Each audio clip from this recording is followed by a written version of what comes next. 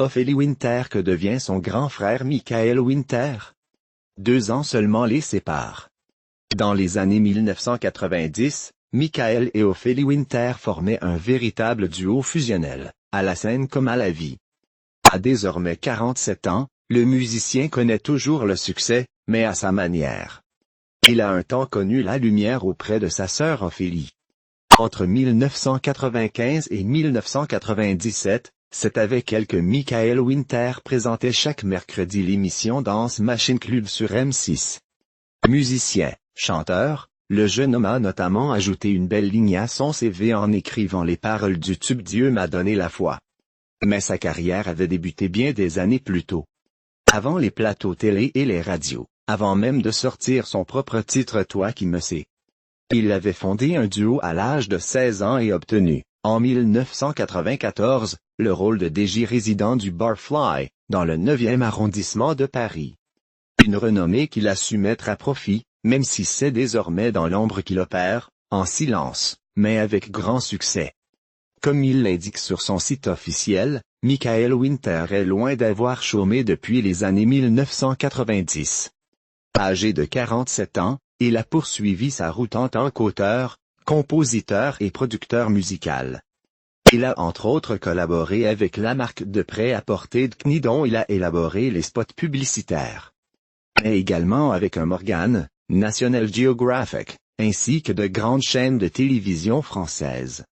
Côté cinéma, il a co-composé la bande originelle du film Abdel et la Comtesse en 2018.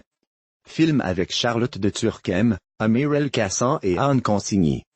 Je parle souvent avec Michael.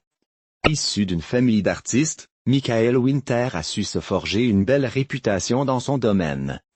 De son vrai nom Michael Claire Copper, le musicien a puisé l'inspiration, tout comme Ophélie, dans la carrière et le pseudonyme de son père David Alexandre Winter. Car en épousant Catherine Feufeu, l'interprète de Oh Lady Marie a donné naissance sans le savoir à une jolie génération de mélomanes. Et pour cause en 1976, il a abandonné femme et enfant pour s'envoler en direction des États-Unis. Conservant une relation catastrophique avec Ophélie et quelques liens avec son aîné. Aujourd'hui, je parle souvent avec Michael, précisait-il dans le magazine Platine. L'occasion, sans doute, d'évoquer sa jolie gloire secrète. Biographie. Né le 20 février 1974 à Boulogne-Billancourt, Ophélie Winter est la fille de Catherine Cathy, Feufeu, mannequin, et de David Alexandre Winter, chanteur néerlandais connu pour le tube Oh Lady Marie 1969. Ses parents se séparent en 1976, son père s'exile aux États-Unis. Elle grandit à Neuilly-sur-Seine, en vrai garçon manqué elle est inséparable de son frère aîné, Michael né en 1972. À 6 ans, elle monte sur scène pour la première fois et enregistre son premier 45 tours en 1984, la chanson des klaxons. Après un deuxième titre, Poil de carotte, en 1987, au succès mitigé, elle fréquente le lycée Saint-James de Neuilly. Mais dès 1991 elle délaisse ses études pour suivre les pas de sa mère et se lance dans le mannequinat. Cantonnée aux photos de mannequins lingerie, elle décide alors de reprendre contact avec des producteurs pour renouer avec la chanson. En 1993, elle rencontre le chanteur Prince, ensemble ils enregistrent à Minneapolis une reprise du tube The Most Beautiful Girl in the World. À l'automne 1994, la chaîne M6 propose à Ophélie Winter la présentation d'une émission musicale hebdomadaire, le Hit Machine. Propulsée animatrice star de la chaîne, elle cumule les émissions pendant 3 ans Dance Machine Club, Coming Next, Ophélie Street, Ophélie Show. Elle profite de cette popularité pour sortir en 1995 le single Dieu m'a donné la foi qui devient le tube de son album Nos soucis. Vendu à 600 000 exemplaires et certifié disque de platine. Elle laisse à sa mère la gestion de ses affaires et crée avec elle une société de production, Vinaol. Curieuse de découvrir d'autres univers, elle fait une première apparition au cinéma en 1996 dans Hommes, Femme mode d'emploi de Claude Lelouch. L'année suivante, elle décroche les rôles principaux dans Tout doit disparaître de Philippe Muil et Bouge. de Jérôme Cornuau. L'accueil de son deuxième album, Privacy, en 1998 est mitigé.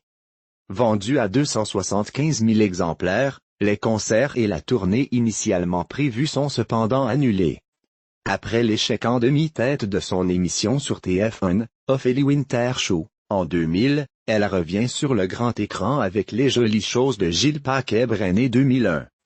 En 2002, elle est de retour dans les bacs avec un nouvel opus, Explicite Lyrique. Malgré le relatif flop de ce troisième album, le single Sache dont il est extrait réussit à se frayer une place dans le top 50. En 2004, des problèmes de santé l'éloignant des studios. En septembre 2007, après quelques années d'absence du petit écran, Ophélie retrouve M6, chaîne avec laquelle elle a débuté, pour rejoindre le jury de la 4e saison de Popstar.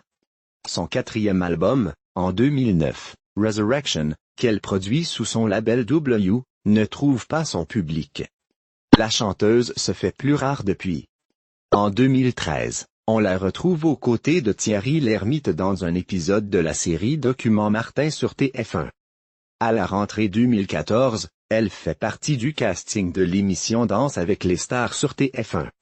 Côté vie privée, après une romance avec le chanteur Mxollar à la fin des années 90 et avec l'acteur Alain Chabat 2002-2003, elle reste aujourd'hui discrète sur ses amours.